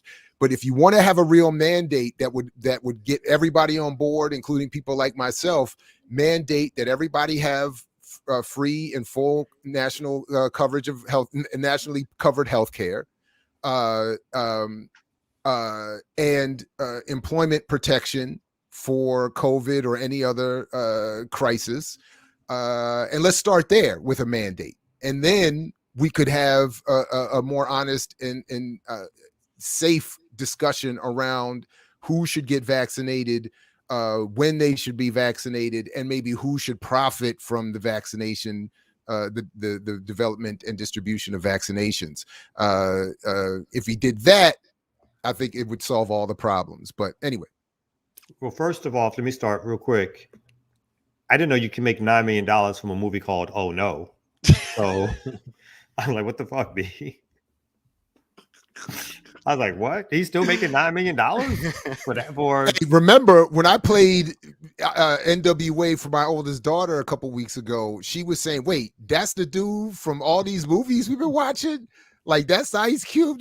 I was like, "Yeah." So he is. And now at least we know him. why. We know why we know why he went that route. When you're getting those $9-10 million paychecks, you know why. That's probably like, hey, I'm gonna go that route. Hey man, one thing hip hop has taught us is do not trust the government. That's one thing that's been a recurrent theme in hip hop. So to see Ice Cube be like, nah, forget that, because it's really about, as even the sisters dealing with control of their body. It's like, yo, you can't pay no amount for me to just give up my body and do whatever you want to do. Big up to Ice Cube, big up to Kyrie, who's giving up his money also in NBA, and they making the stands like, yo, I'm not feeling it. And yeah, you ain't got to pay me the money. I'm cool with that because money does not rule my life. And I think that's a big part of this whole discussion is allowing yourself not to be sold out for money. So as long as they stay in their house, like Chomsky says. I mean, you know what's funny? Even my kids' high school, they're given the options to wear masks or not. So I mean, now that I'm less that I'm not comfortable with that. I think masks should not be optional. And first of all, when we have in-person classes in my classroom, you got to be fully masked. I'm not going to comment on the vaccine, but you got to be masked up. So I don't have a problem with that part of it, but it's anyway. My biggest problem with the whole thing is that Kyrie is just fresh off of his flat earther thing too now. So like I'm still struggling, like again with the methodology we're taking to reach our conclusions. Even if I might agree with, I certainly don't agree with people being punished and prevented from working or earning an income. Now I don't know exactly. So anyway, given where I think I am with the data and the science, I don't think anybody should be forced to vaccinate in order to work.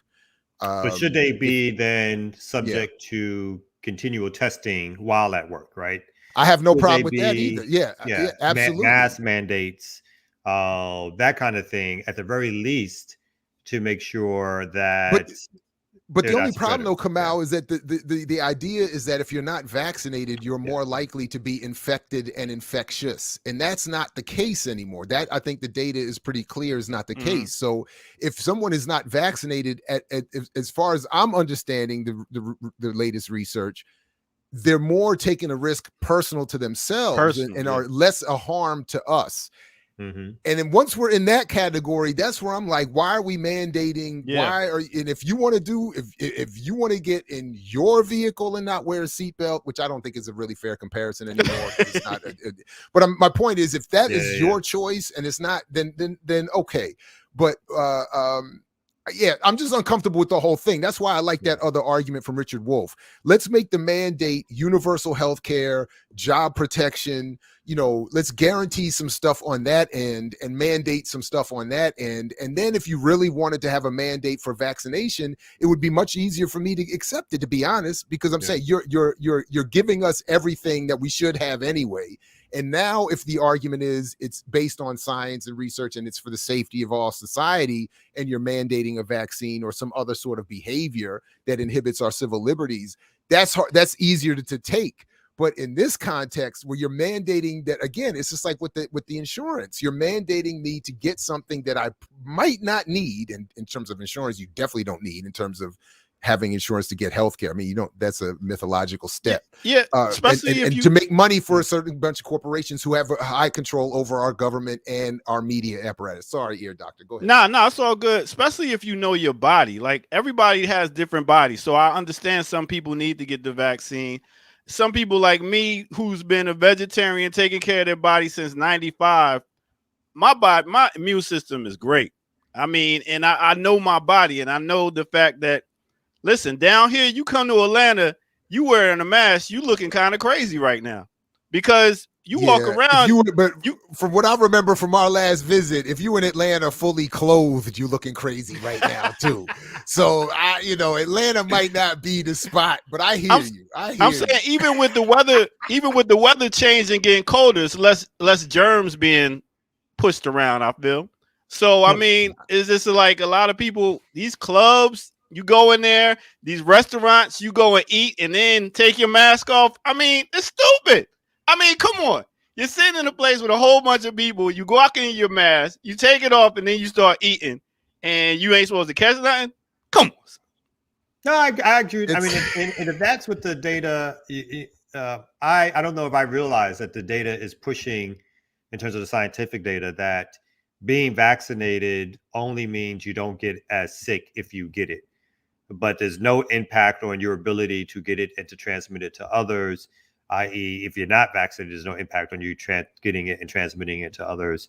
Then I think your argument makes that argument, obviously I think the argument of healthcare makes a lot of sense anyway, but I think the argument around even masking doesn't even make us, or constant testing on for those who are vaccinated makes a lot of sense anymore either. The only thing I still argue with folks who are at that stage, and the only thing I would still argue around unvaccinated folks is even for those who think they're healthier than not in terms of their risk, is still, it seems odd to me that you don't accept the vaccination, but as soon as someone gets sick, they'll go to that same healthcare provider and take all those other medicines they prescribe, all those other treatments they prescribe, to get better. So that to me seems to be somewhat of a disconnect between people's trust in the medical profession or in the Western medical profession or industry. But knowing if that's where the data is leading, then I probably am less reluctant around what folks should be doing, either non-vaccinated or vaccinated. And even, I think now the big next issue, and I'll shut up, is around kids, because now I think the CDC is about to approve vaccinations for kids 5 to 11, if I'm not mistaken. And that worries me, even though I'm vaccinated, my wife is vaccinated, because again, and it's less it worries me because of the fact that it's a vaccination. What worries me more is the sort of the timetable of creating it, the ability to study the outcomes of people who've been vaccinated and to weigh the odds around what the long-term risks are, as opposed to what should happen right away, particularly for young kids getting it. Yeah, I think the quick fix is for the people, like I deal with holistic medicines, herbs, and all that stuff. But I think, like you were saying, for people that go and get they get sick, they get the quick remedy. So they know if they get the quick NyQuil or something like that, it's gonna come in their body and leave. People don't know how long this vaccine is going to be in their body and what it's going to do. So I think that's somewhat of a difference. But see, this is where I start to get uncomfortable, because again, nobody has done the science and the research on the long-term effects of NyQuil either. Like, people don't know, like, in other words, the level of research people are claiming that should go into the vaccines are not being put into other things people put in their bodies that they don't necessarily know what is or is not happening. There's a lot. I mean, and again, I'm not comfortable with my own method on this. So when I'm saying what I'm saying about the research I'm now seeing, I'm not happy with that methodology either, because it's not in a sort of scientifically studied way, and I'm not an expert, so I don't even necessarily trust my ability to assess what I'm reading for its validity. I mean, I'm not a medical doctor, so I can't. If I don't know if they're referencing something properly. But what does seem to be the dominant narrative now is that, vaccine or not, the variants are being transmitted, but basically everybody's going to end up getting COVID. So it's just a question of how it impacts and what and everybody's ability to recover. So Now, that said, I also did see a clip from the dude at the FDA talking about the child vaccinations, and he himself said at the congressional testimony, we don't know the long-term effect until we start giving it. And I'm saying, like, this is what I'm saying, like, my man, if you are honest and you're correct, then your messaging is some garbage. And in the broader context, and the broader context of, again, we don't. Nobody's talking about mandating the things we should have, like healthcare and housing and employment, and all of these things that should be mandated in terms of your ability to survive and have access to. We're not getting, and yet we're being told to the best, to even the FDA. We don't know. I don't know. You just don't know, and it's like some say conspiracy theorists, but I'm just saying I've heard that these police are learning how to deal with zombies now. Like, I'm saying, as in, if zombies just in training on how to deal with zombies. I just cut his mic off at this stage. Just suspend it off. So it's a wrap for me. No, that might be you one step too far. But where we would agree, though, is that for me, and I actually do believe this, all of the zombie talk in this society has less to do with the creation in films and stuff, has less to do with actual zombies, and has more to do with metaphoric representations of the coming hordes of the poor and the rebellious. And in that sense, the police have been, and the military has been overtly training and preparing to deal with an unruly, rebellious community. And that, so I would i.e. here in Atlanta, the development of the largest police training center, Cop City, for a city whose police force is 3 to 4 times smaller than the New York City, which has the largest force in the country. So that training place that's being developed for police is obviously something that's going to have national ramifications, because it's going to be a training center where other police departments are going to come down here to Atlanta, again, with their work with the Israeli police and National Guard and military, to get training here, I think, to do exactly what you're talking about.